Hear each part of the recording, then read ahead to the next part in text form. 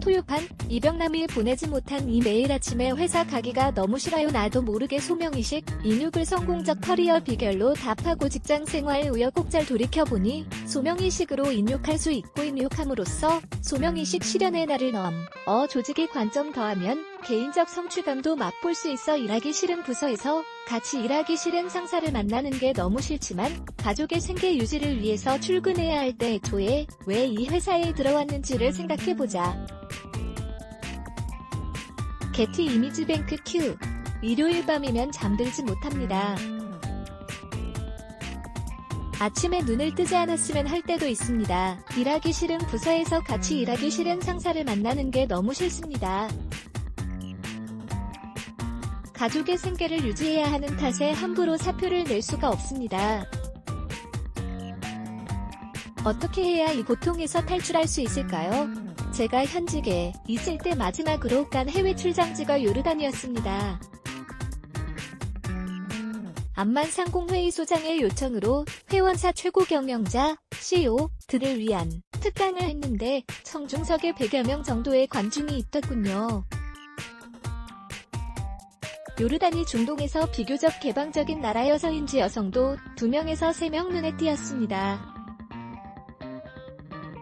강연 끝부분에 질의응답 시간을 가졌는데 한 여성 CEO가 물었습니다.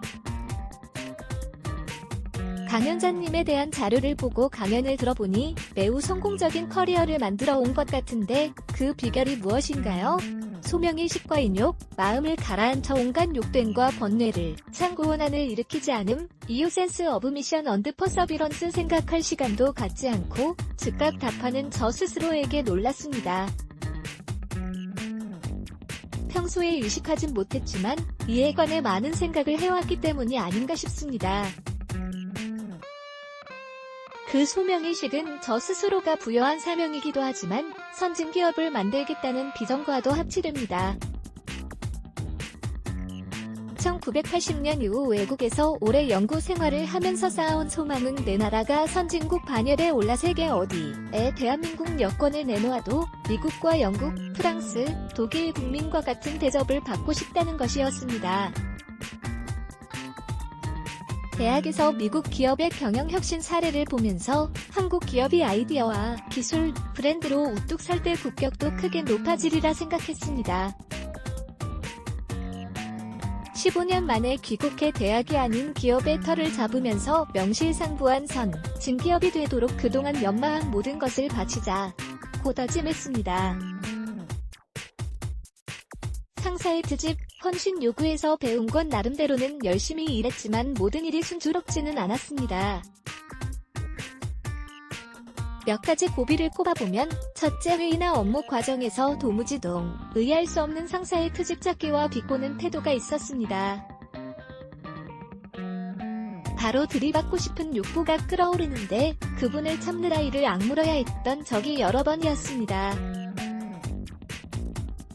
그 상사가 자리를 옮기는 바람에 다시 숨을 쉴 수 있었지요.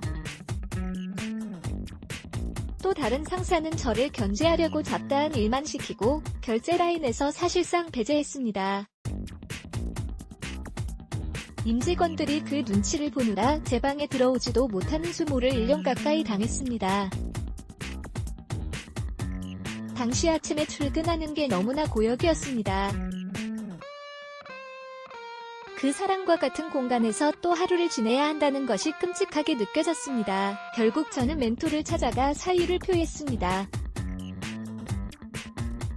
멘토는 조금만 더 견뎌보라고 하는데 뭔가 변화를 계획하고 있다는 느낌을 받았지요. 그의 연말 인사이동을 하면서 문제가 해결되었습니다.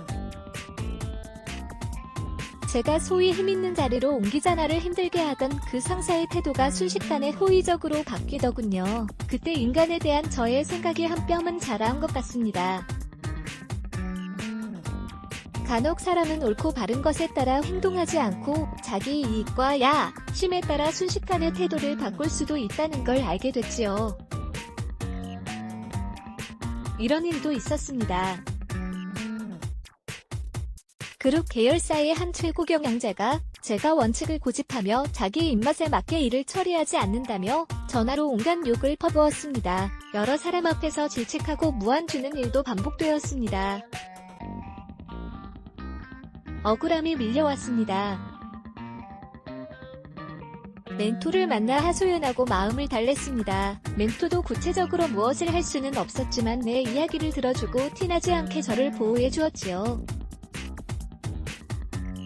그래서 조직 생활에서 신뢰하는 단 한 사람의 멘토를 만나는 것은 참으로 소중한 일입니다.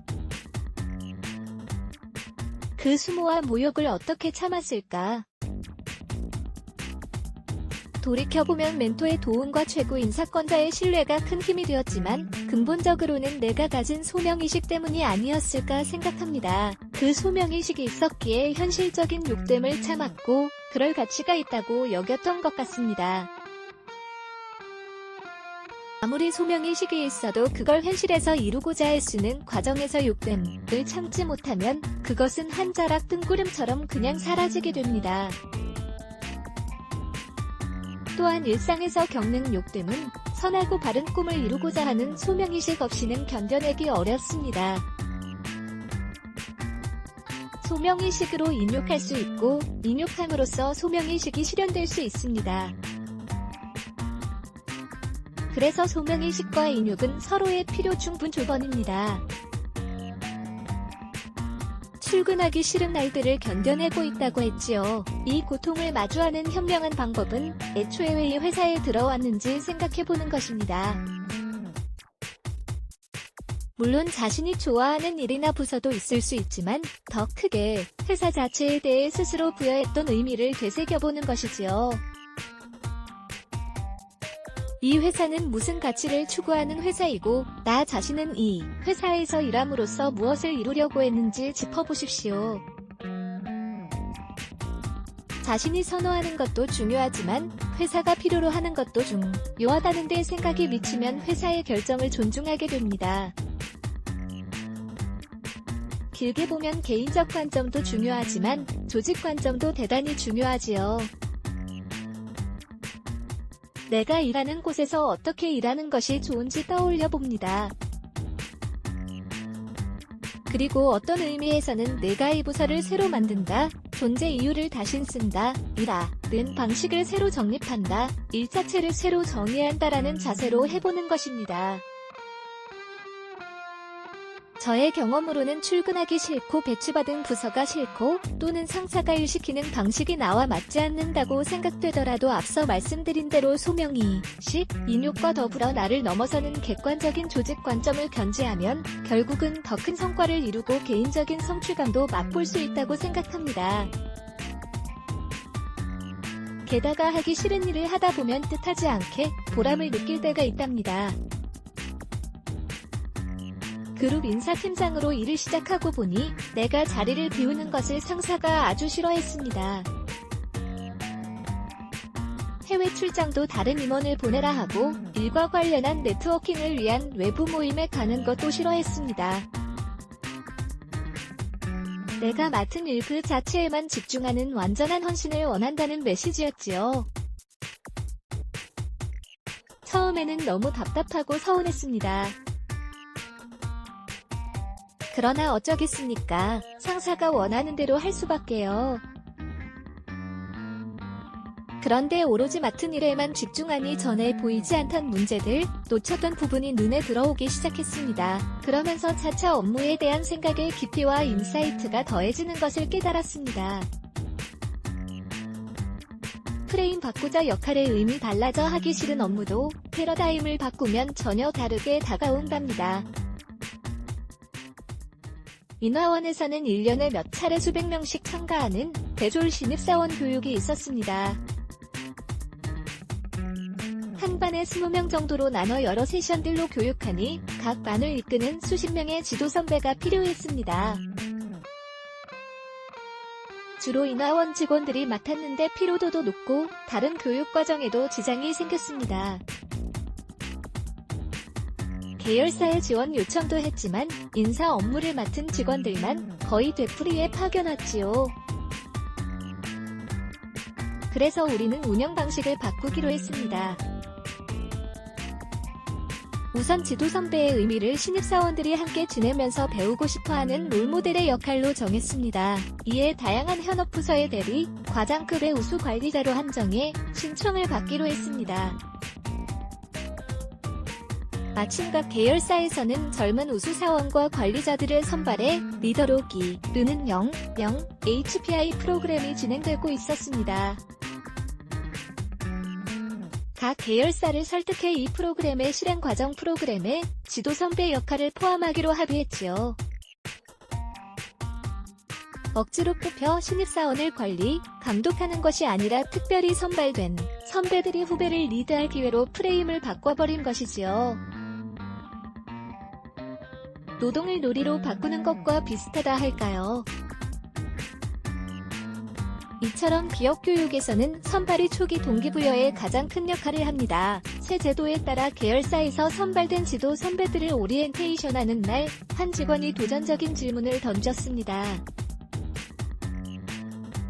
혹시 인하원의 인건비 절감을 위해 계열사 인원을 동원하시는 건 아닌지요?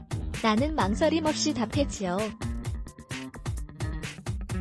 당신을 리더로 만들어주기 위해서입니다. 장내가 조용해지고 어수선하던 분위기가 집중 모드로 전환되었습니다. 발상을 바꾸니 모두에게 윈윈이 된 것입니다. 이병남.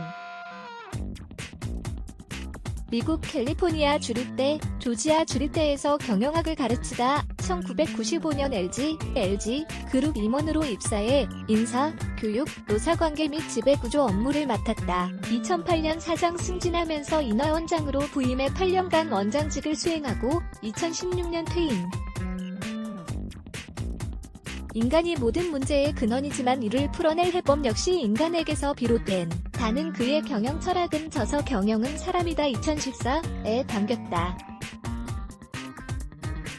인간 존중이라는 경영의 본질을 잊지 않고 21년간 숨 가쁘게 현장을 누벼온 그가 일터에서 겪는 우리의 고민을 함께 나눈다. 4주에 한 번 연재. 매추 블라게즈